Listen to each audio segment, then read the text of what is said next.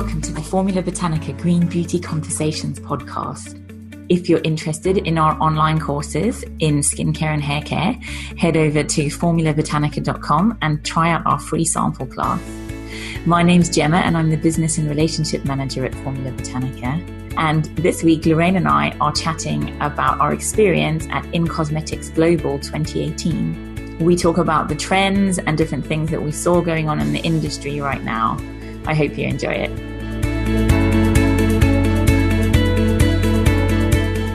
Hi, it's Lorraine and Gemma here. In this episode, as mentioned in the intro, we're going to be having a little chat about our experiences at In-Cosmetics 2018, which was held in Amsterdam this year. So Lorraine and I flew over from the UK and we spent 2 days, didn't we?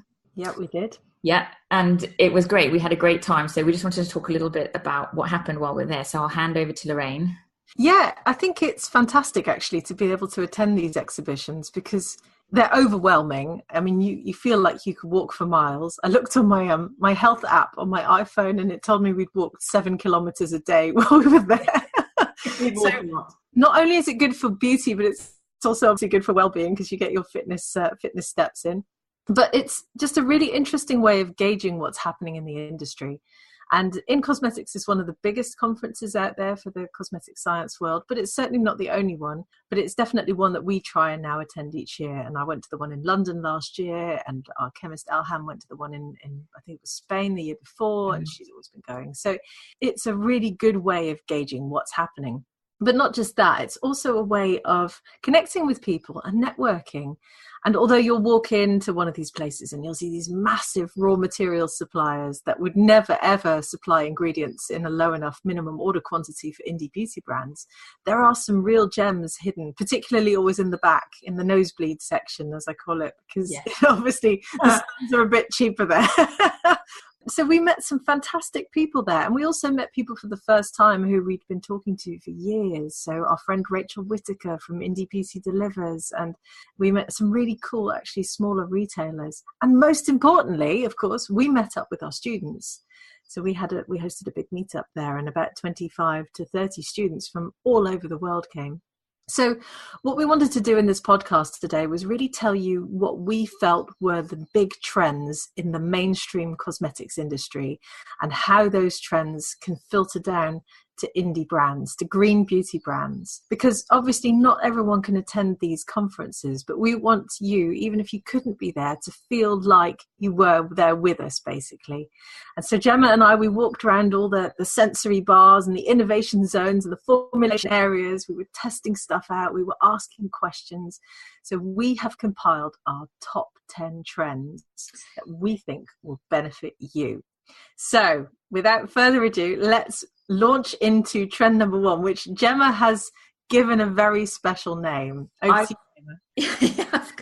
I've dubbed it the unicorn trend, which I'm sure exists somewhere out there already as a term. But I think that one of the things that we saw a lot of were sparkles and metallics and holographics within formulations. And that could be all different types of formulations. So there was makeup, there was shampoos, conditioners, body products, face products. So there was a lot of ingredient suppliers that had made these kind of sparkly compounds that can go into your formulations and can be used for lots of different things.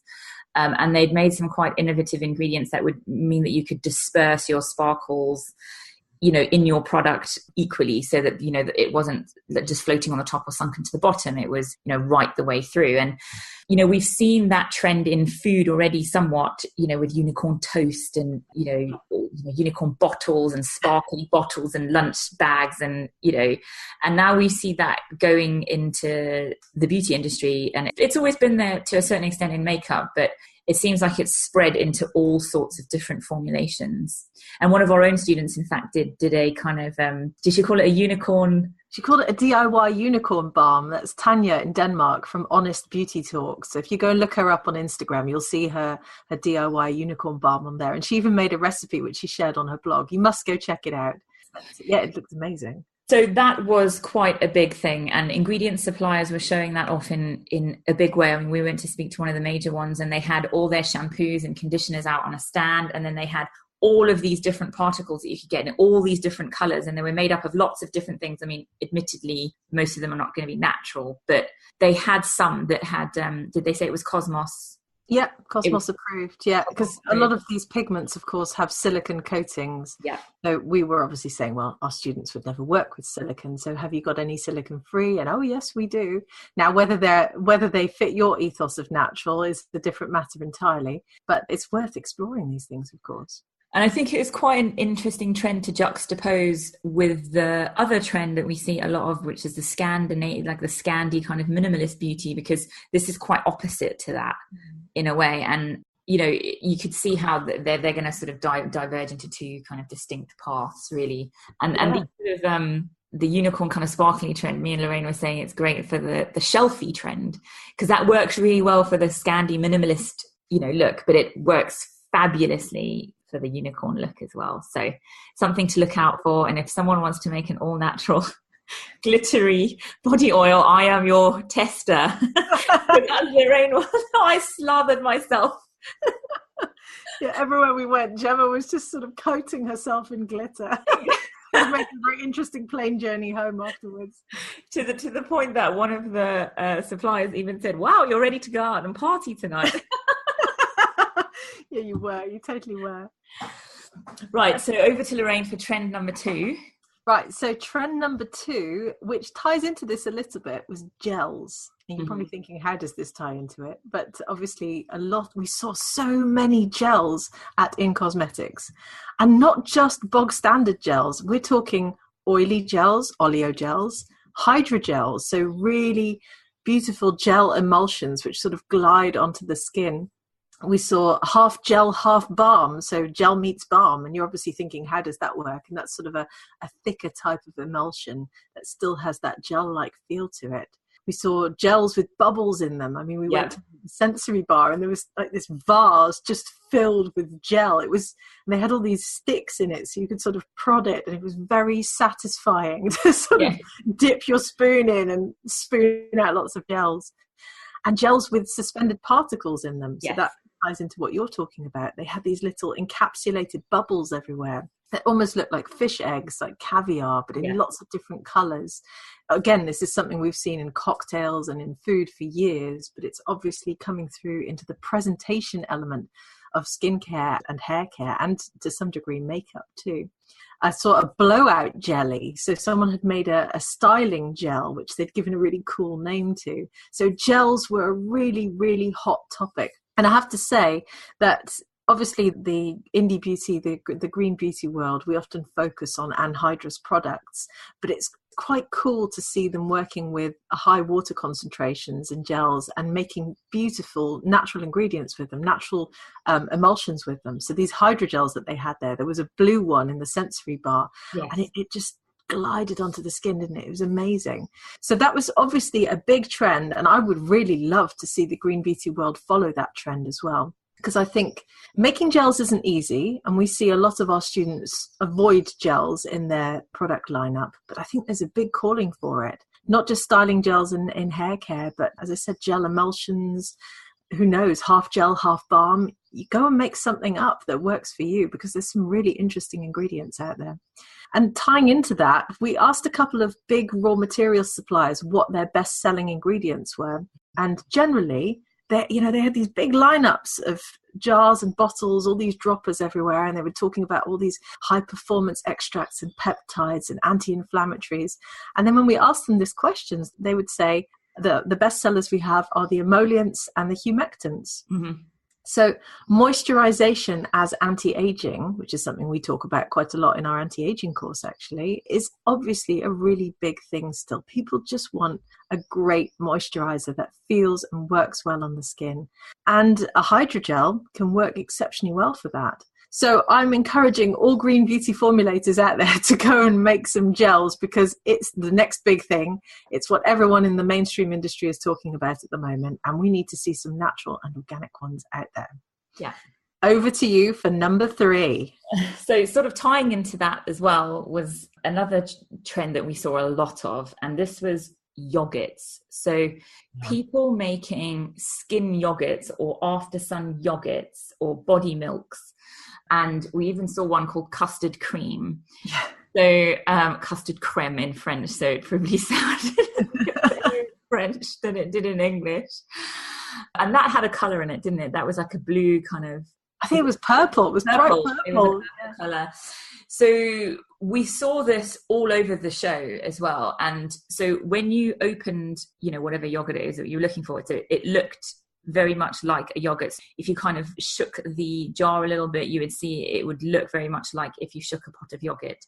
And again, the texture felt very like yogurt, and then it absorbed really easily into the skin. And they were really, really interesting products to look at, with a variety of different kind of functions. So with some of the most popular ones being after sun products, which again, quite interesting because, yogurt and how we think about yogurt is very soothing and cooling. And so that was quite interesting. And we saw one that actually had yogurt powder in it. So overwhelmingly, they didn't actually have yogurt in them. It was mainly that they were formulating something that looked like yogurt, or that felt kind of like a yogurt like a yogurt would feel on the skin. Yeah. But then we did see one that had actual yogurt powder in, which was a Greek yogurt product. And was that an after sun? Yeah. That was the Yes to Blueberries Greek yogurt. Yeah. And they actually put it in a pot to make it look like a Greek yogurt, which was kind of weird. Yeah. But again, that was featured in Mintel's kind of trend area. So I think that we can expect to see more and more of these sorts of products. And that custard creme one, that was an anti-aging one, I think. It was a part of a range of ones. And again, it had a very interesting look to it, because it doesn't look like a lotion. It doesn't look like a gel. No. It does look like maybe creme pâtissier or something like that. And then I would totally buy something like that. I would love a skin yogurt. I think even from a marketing and branding perspective, it sounds really appealing. Yes, yeah. And the colours of them, again, were quite interesting. So some of them were obviously white, but then there was purpley ones and things with things in them. Like the Greek yogurt one had little blue kind of particles in it. I'm not quite sure what they were, but it was a very interesting concept. And you can see that it could appeal to a lot of consumers, especially, for instance, as a travel brand. Like if you were going overseas and you wanted like a travel pack, and you could get, a certain amount of yogurts in there for the different climates that you might be visiting, that could be very, very interesting. Yeah. It was a cool trend to see, actually. Yeah, it was a very enjoyable part of our trip, looking at all those yogurts, wasn't it? And we kept going, oh, look, another one. Exactly. Right, what were we on? 3, so you're on 4. Yes. So number 4, which is close to my heart, is that obviously the industry is still looking for that elusive, magical botanical extract that will have that wow factor on the skin. And everywhere we went, there were just new botanicals being thrown at us. And I just have this vision of the cosmetic chemists of the world sort of traipsing through the jungles and the rainforest to try and find the most obscure plant they can to then develop an extract from it. And we did quite a lot on Instagram stories. So if you're not following us on Instagram, head over to @Formula Botanica. And we put up all these photos of all the different extracts that I was looking at. I was getting really into it at one point. But we saw locally sourced botanicals as a trend as well. Yeah. And I think that's a good thing, because obviously, carbon footprints, travel miles, all of these things should be something that green beauty formulators factor into the designs of the products they make. Locally sourced botanicals. We saw Taiwanese cedar leaf. We saw Indonesian Malabar tamarind. We saw orchid stem cells, fermented oat actives, capsanthin from chilies, quinoa peptides, melon extracts. It just kept going. Yeah. And everywhere you went, it was like, we've got the new wow ingredient, and it's going to do X, Y, and Z. It was either anti-aging or good for hair lightening, or dealing with cellulite, or the list goes on, because basically every single plant will have a degree of benefit, at least the ones that they were featuring there. I hasten to add, there's some plants you obviously don't want to put on your skin, but most plants will contain some type of antioxidant, anti-inflammatory, antibacterial property. And the cosmetics industry is very much looking for interesting, innovative botanical extracts that can be good for the skin, that tell a great story, and that really fit in well with that whole marketing and branding thing that they've got going on. So yeah, it was exciting to see. And I really loved the way they had set up this big formulation zone, and you could, or the innovation zone, and you could walk around and read more about the different ingredients that were on sale. And even, well, they hadn't got them on sale there, but I mean, in the mainstream industry. And even one brand had developed this thing called a leaf mask, which was awesome to see. So obviously, sheet masks are really, really hot at the moment and have been for a while. But people are looking for biodegradable sheet mask materials.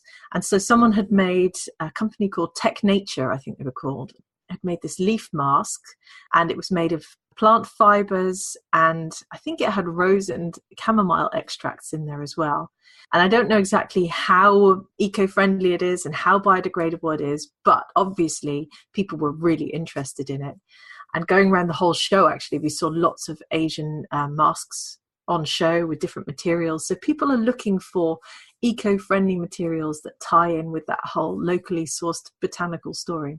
And I think it ties in again with the kind of food trends that we see at the moment, with an increase in veganism, and how for quite a long time, especially within the European kind of countries, where fruit has been sort of poo-pooed a little bit, where it's all been about high protein kind of diets, and fruit is now having a revival with this increase in veganism. And you can see that people again are turning, so where fruits are becoming, if you go on Instagram, the smoothie bowls, and you can see dragon fruits and pitaya and all these kind of exotic fruits, and you see that so much now. When we walked around, I just saw all these fruits that people were eating again are now appearing again in our cosmetics. So that was quite an interesting thing to see. And maybe that's a good thing for a formulator to do if you have a brand, is to look at what's hot in the food industry and to start to move it over into cosmetics, because there are all sorts of cool things you can do. Because there was chia seed oil, wasn't there? And obviously quinoa, which has been so popular for such a long time. They're now using that in... like we saw, was it quinoa peptides? And and it's hard to make naturally derived peptides. They're hard to find, they're hard to use, so it's exciting to see more ingredients like that coming onto the market. So over to you, Gemma. Trend number 5. So we walked around a lot, obviously, as Lorraine said, almost 14k over 2 days.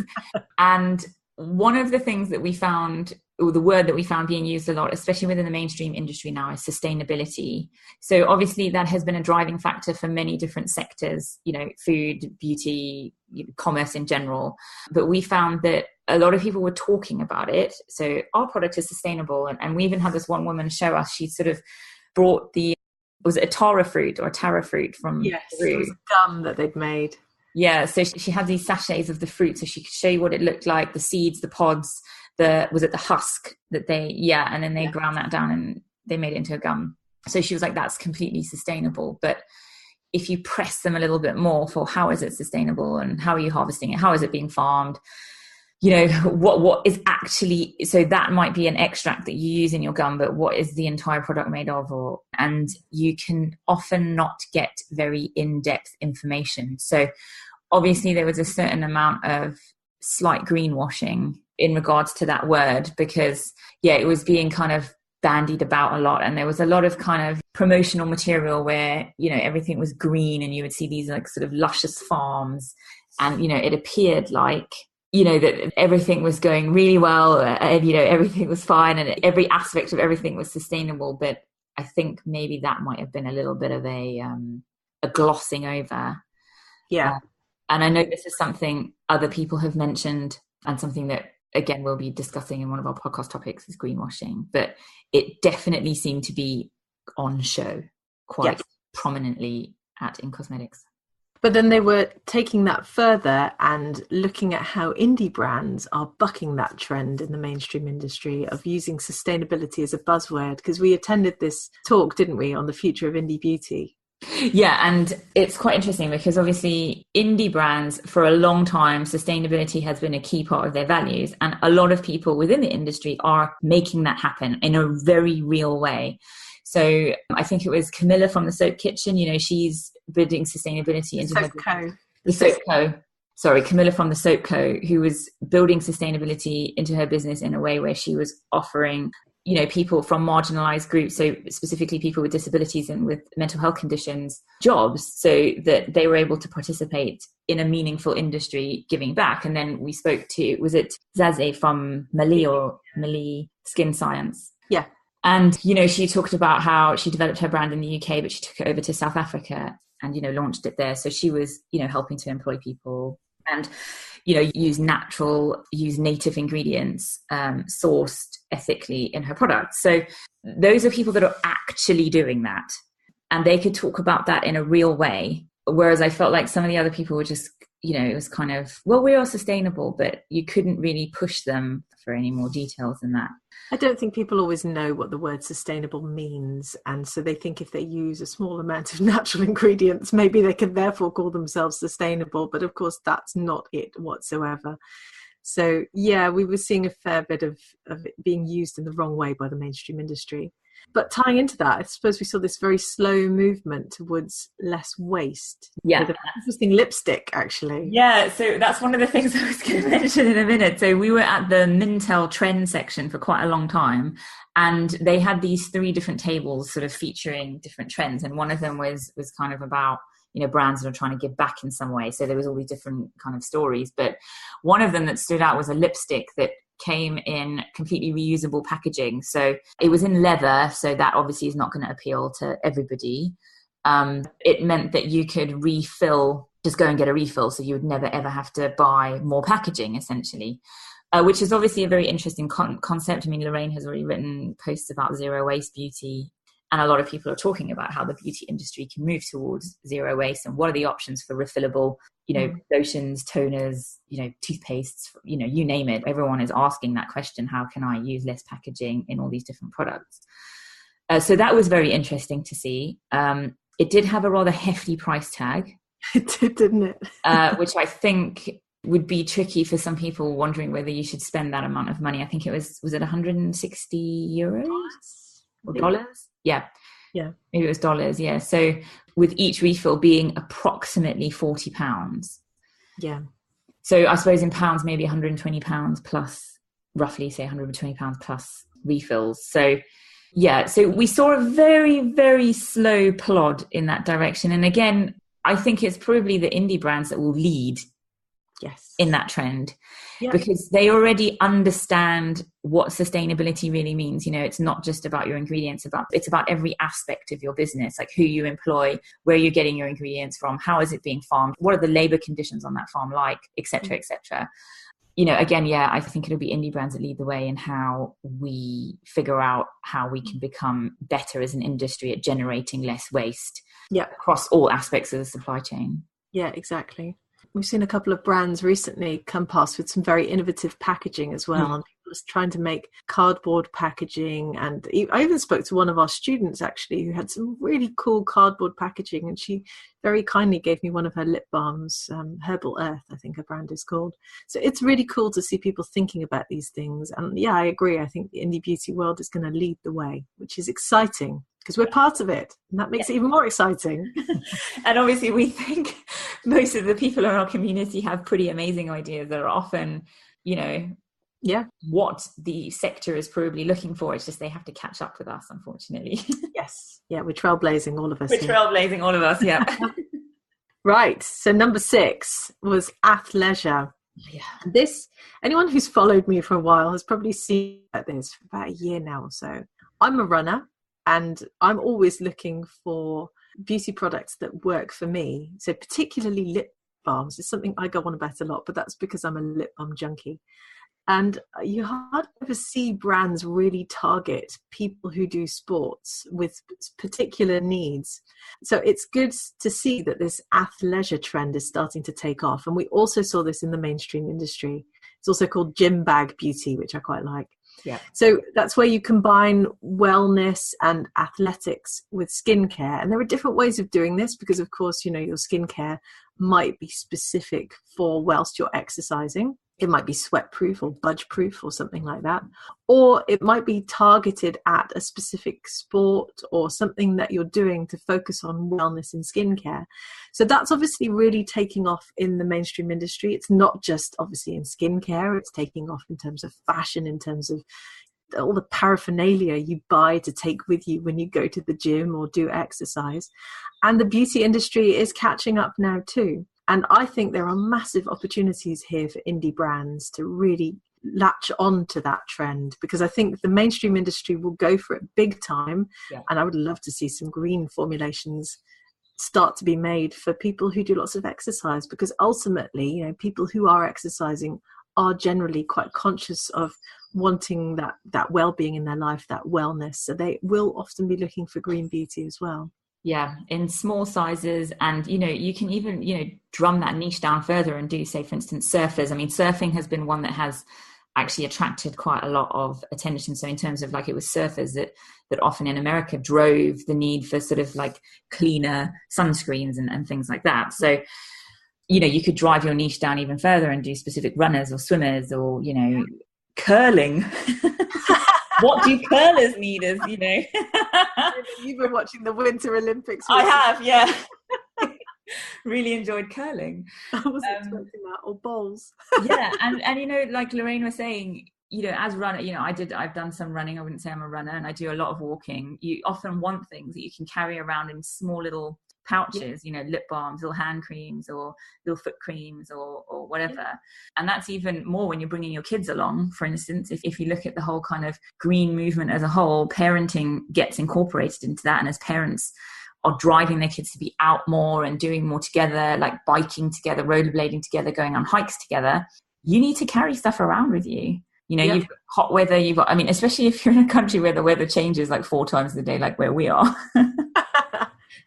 Exactly. Sometimes I need a variety of different products that, you know, that if we're out all day. So, and I think with the rise of brands like Lululemon, conscious kind of athleisure brands, and even Stella McCartney has a hand in that somewhere, together with the rise of fitness's interest in veganism, people want, you know, small little products that they can take around with them and travel easily with. And the one thing I would say is, if you're going to target athleisure, if you want to make products for people who are active and have an active lifestyle, then either make sure that you are active yourself so you really understand their needs, or make sure you talk to people, because I've talked to people before about skincare for runners, and then if you don't run, you don't quite understand those needs. So just make sure that you get out there and you talk to people, or maybe take up running yourself, because it'll make you feel happy at the same time. Yes. So moving on to trend number 7, what's that? So we saw a rise in brands creating genderless beauty products or ranges. So again, we first heard about it from Molly, Skincare Science or Skin Science. Yeah. And just to say, we will link to these things that we're mentioning in the show notes that accompany this episode, so you can be clear on who we're referring to. So she, the founder of Molly, mentioned that their products were genderless. And we have seen this across the industry starting to creep in. And at the Mintel Trends table, again, there was a serum that was genderless, and the packaging was really interesting. You know, what was the strapline? For all humans. I think so, yeah. It even said non-gender specific on the bottle, which was great. And I think this is something that we'll see a massive rise in. We've seen it in the fashion industry to a certain extent. That started to happen already, and it's spilling over into the beauty industry. And I think it is really one to watch. And we've seen a couple of people in our community talk about genderless products, genderless beauty. And we've seen a few retailers start stocking a few things. I think Content, Beauty and Wellbeing have a couple of things that are genderless. And one of our own students as well, Gareth from Old Faithful, has got a genderless range. Yeah. So it's exciting to see this growth, because I think a lot of women feel often that the brands are just pitched specifically at, you know, specific sort of feminine angles, very girly angles. And I think men feel that way as well. They sometimes feel that there's a real macho element to, you know, some of these deodorants that they have. And sometimes people just want good quality beauty products that work well, and they don't want that distinction between who uses it and how they use it. It's almost like a no fuss angle to it. Yeah, and obviously, as you know, as a society as a whole, we've become so much more open to concepts around gender, and it's not so defined as it used to be. It's not so rigid. Yeah. And people are able to move through, they don't want binaries anymore, like you were saying, like pink, blue, we want fluidity depending on how we feel on a given day. And, to have that. And I think also for the younger generation to be able to have products that are just marketed at humans. And exactly. It's like when I go shopping for my kids, or I have to buy a present for one of my children's friends, and I end up in the toy shop and everything around me is pink. I just walk out in disgust every time because I'm so annoyed. And I'm sure people feel that way sometimes about their beauty products too. Yeah. You just want to have something that is just like the package said, for all humans on earth. I think that's what it said. Yeah, I think that's great. Yeah. And I think that this is something, as we become more conscious of people's, preferences for gender or non-gender specific, I think we're going to see a massive increase in this area. And it's about time, if I'm honest. Cool. What was our next one? Right. Number 8 is anti-blue light pollution. Oh, yes. This is a big one. Yeah, and this was also flagged up to us by Mintel, but we'd seen it around the show too. And this is something that's really started to come into the conversation a little bit more over the last 6 months, I'd say. So anti-pollution is already hot in the beauty world. In fact, I wrote a blog post on how to formulate anti-pollution skincare on our website last year, so I recommend going to check that out. And anti-blue light pollution takes that one step further. So it's almost about the pollution, what is the pollution that you get indoors from staring at our smartphones and tablets all the time. And things have moved on so quickly. I think the average family has something like 4 or 6 connected devices to the internet now.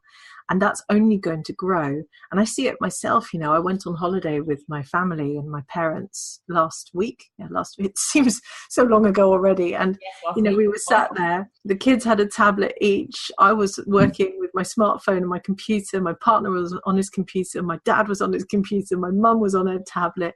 It sounds like none of us talk to each other. I hasten to add that isn't the case. But we all have connected devices, and it's very tempting to fall into that trap of staring at them all day. Not healthy. I certainly don't recommend it. But they think that some of this blue light pollution can have effect on skin aging through oxidative stress, through hyperpigmentation.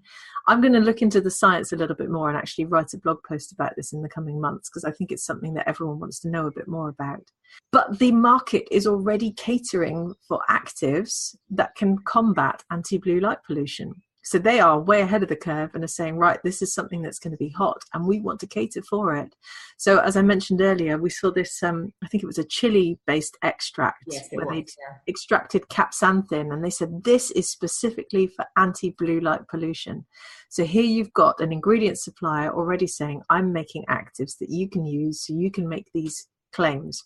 Whether they actually have that effect or not is an entirely different matter. And we'll have a look at the science for you in the coming months. But it's definitely a trend. It's getting bigger, and I'm fairly sure it's here to stay. And there may come a point that it even gets bigger than, anti-aging. Who knows? Yeah, there's quite a few zero waste blogs that I've had a look at. I can't tell you names or whatever because it was just in passing. But there was quite lengthy blog posts about indoor pollution. And what we can do to combat that. So I think that this, like Lorraine said, we're going to see a massive growth in this, and we're going to update you guys much more on it. Yeah. So number 9 was DIY skincare. So there was a trend, it seems, of, offering skincare that you could put together yourself.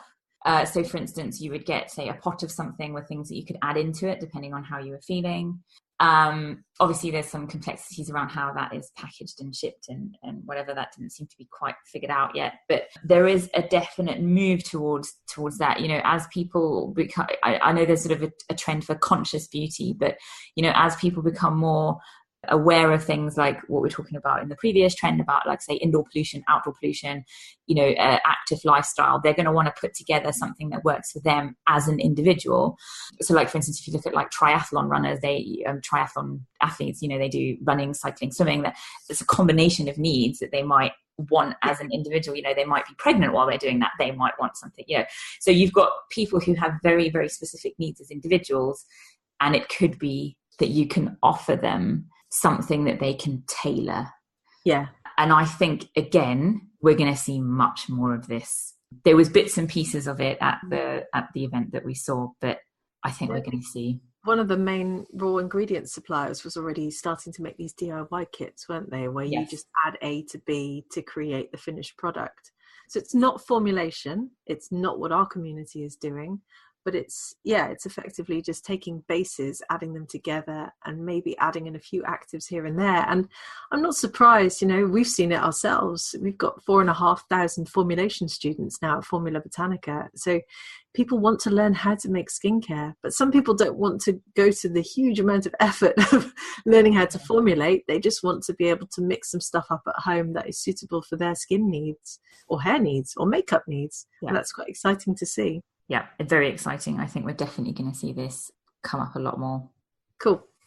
So the final one was skincare that's sensitive to the skin microbiome. Yes. And this is something, again, that people are starting to talk about a lot more. And it's certainly a hot topic in the industry. Mintel flagged it up to us again. And I think there's a lot of work to be done here to really figure out exactly how this works, because the research is saying that our body is covered in microorganisms, which we've known for years. But I think there's a lot of humans obviously still think that a lot of our skin is maybe sterile or doesn't have things living on it. But yeah, we're covered in microorganisms. So the theory behind it is that you need to have a healthy microorganism system on your body in order to have healthy skin. And I've seen some pretty crazy articles fly past in the mainstream industry about this in the last few weeks, which we won't go into, because again, I think what we will do is we will look at the science and demystify this a little bit for you. But the trend seems to be that you make skincare and possibly hair care as well that is sensitive to that skin microbiome. So it basically makes your skin happy by keeping the microorganisms that are living there happy as well. Now, how the skin does that, how skincare can do that, I don't know. And I don't think a lot of these formulators know either, because you'd have to bring microbiologists in, you'd have to get, dermatologists in. There'd be a lot of work to be done there. But I think it's an interesting concept. And I think it will be difficult to make claims along these lines. I don't see quite how you could make claims along those lines without backing it up with scientific research. But who knows, maybe that scientific research will really start to come out in the coming years as the mainstream industry looks for its latest hook to draw in consumers. So I think that was the big one that we saw. Yeah. And as I said, we will demystify that one a little bit more in the coming months. Yeah, we will. But overall, it was an awesome conference. If you can, we recommend going and walking around and just seeing what inspiration there is, because you never know what might strike you. And as you've heard today, we've come up with these 10 points that we thought were the big trends in the industry, which will undoubtedly start to filter down to the green beauty world. And I'm excited to see what people make. Me too. And I hope that you might have found some inspiration from this podcast. Yeah.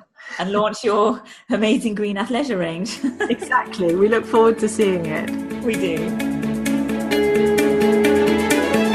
Thanks so much to listening to our In Cosmetics Global 2018 Top 10 Trends. Hope you found them interesting, relevant, and it gives you lots of food for thought. If you're interested in becoming an organic skincare or hair care formulator, head over to formulabotanica.com and check out our free sample class. You can also get in touch with us through social media, Instagram, Facebook, and Twitter over at Formula Botanica. If you have any feedback or any comments, as usual, please get in contact.